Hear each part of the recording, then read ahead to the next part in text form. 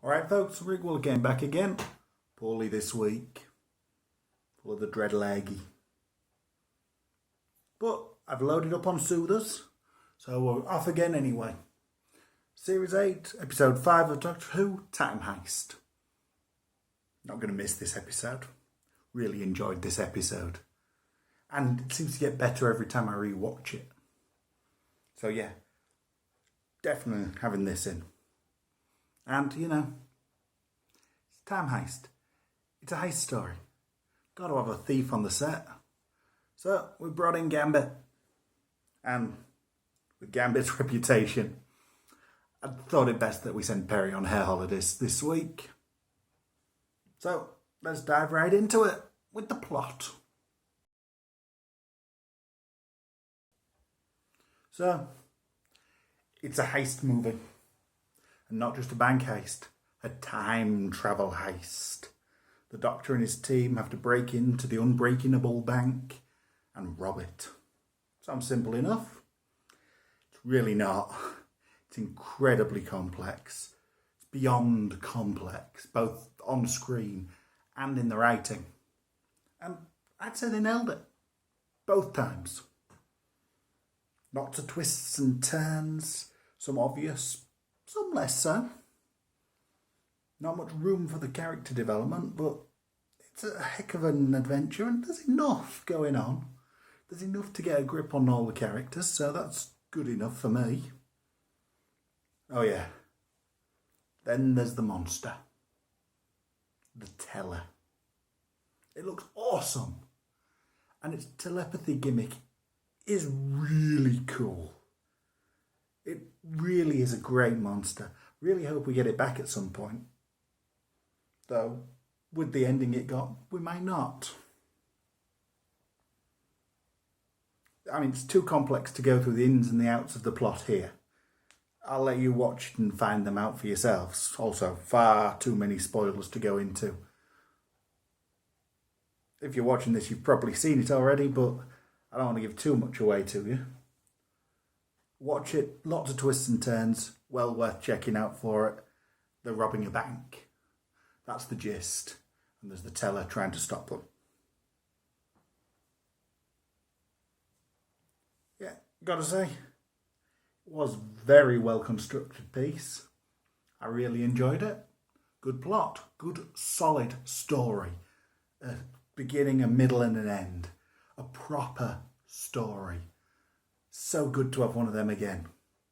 Thumbs up for that. Yes, the Doctor's taken charge in this one. We should have seen this already, but now finally it's done it. Yes. And he's taken charge from the get-go as well. It's his story, even without knowing who the architect is. He knows it's his story. He grabs it and he takes command. He's logical, he's focused, optimistic, determined. He's funny, surprisingly funny at times. He's callous, maybe a little too callous. Some say so. I mean, it looks to them, I've heard people say that they thought he didn't care about them characters that died. I disagree. I think Capaldi in his performance made it clear that the Doctor was, burying that, hiding how much he cared because it really didn't help him. I mean, that's why he doesn't do the hugs, in my opinion, as someone who periodically doesn't do hugs. I get that. Also, I've got to say, this should have been the Doctor's second story. He's grabbed it, he's in control. This is what we should have seen from him already. This essentially establishes him as the Doctor. This should have been the second story, in my opinion. Oh, yeah. And that line about his outfit. That he was going for minimalist. And he ended up more magician. That was a cool line. I loved that self-mocking line. I love that sort of thing in the Doctor. And that last moment as well. The robbing a bank. Robbing a whole bank.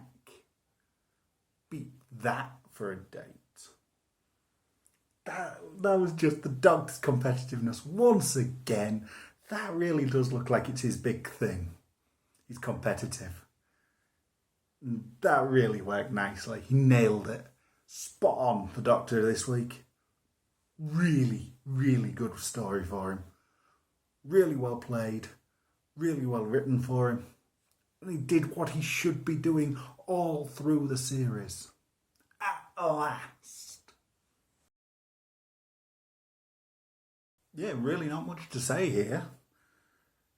She really took a back seat and was pretty much just monster bait. Oh, and she's pessimistic, which isn't good for morale. Gotta say, this did work in her favour with the way she's been, annoying me these last few weeks. She was actually not annoying at all in this story for me. Which, hey, big thumbs up. Great performance. And, not taking charge, not trying to be the main focus. Just showing a few people skills which really worked. And she actually came across as a really good companion in this one, I thought. Yeah, much better.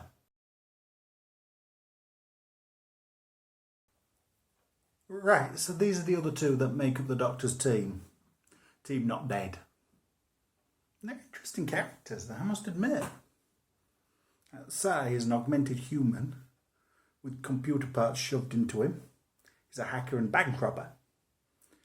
He's been to prison, and while he was there, he was interrogated and he panicked and erased a load of memories, including all those of his friends and family. He really regrets this. It really haunts him, you can tell. And he cares plenty as well. He really seems to care. Like he could even be, a proper diamond in the rough, which would be interesting to explore if they brought him back. He even sacrificed himself to save Clara. Admittedly, that death didn't take, but still, it's the thought that counts. And Sabra, she's a mutant human. And she's got the skill to, replicate living cells if she touches them. Making her, shape-shift into that person.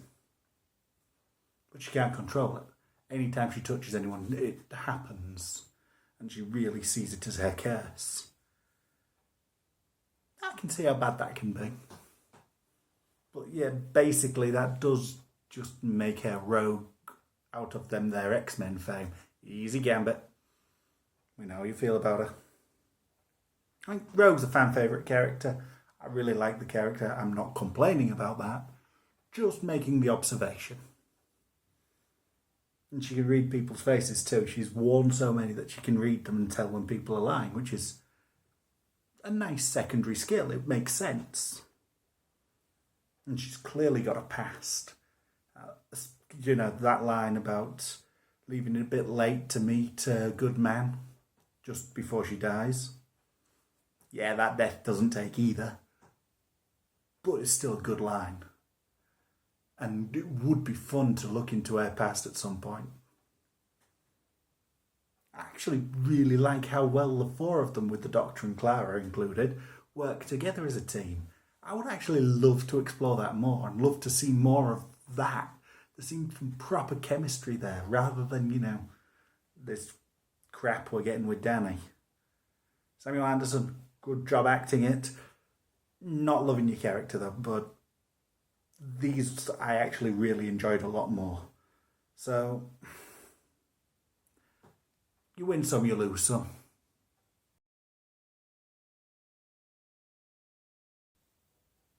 Well, first there's the architect. Not really a villain as such, but still, the Doctor hates him, which sort of makes him count a little bit, surely. If you actually listen to the syntax of his words at the beginning, it actually really reveals who it is if you're thinking about it. I'm not going to tell you.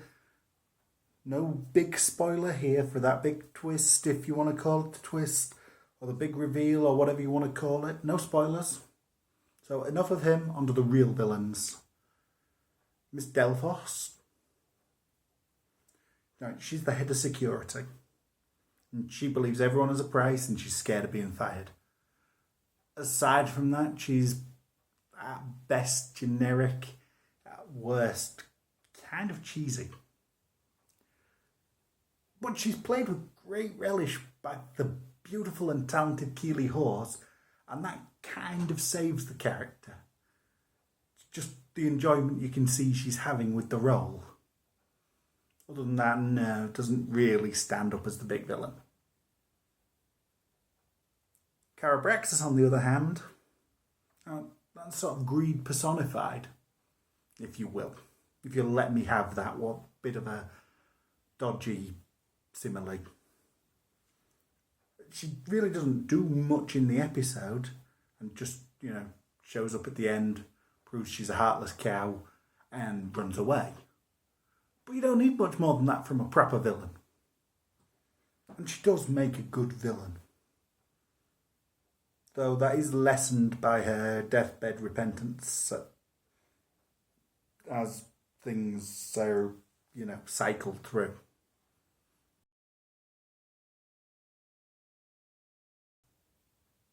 Well, I really enjoyed this one. It felt like classic Who, from back before the relaunch. It was a run around in tunnels with full developed plot and interesting characters. Not perfect. Don't get me wrong, it's not perfect. Had a few, plot holes and it was a bit convoluted. Though they did do a good job of justifying most of it and covering many of them plot holes up with, a bit of throwaway banter. Yeah, it felt like really good, proper Doctor Who story. As such, I'm giving it 9 and a bit out of 10. It was originally only going to be about an 8, but then I rewatched it, and each time the score just went up. Might even be even higher than this by this time next week. And speaking of which, not looking forward to next week. Gonna do my best to enjoy it, but not looking forward to it. Until then, see you.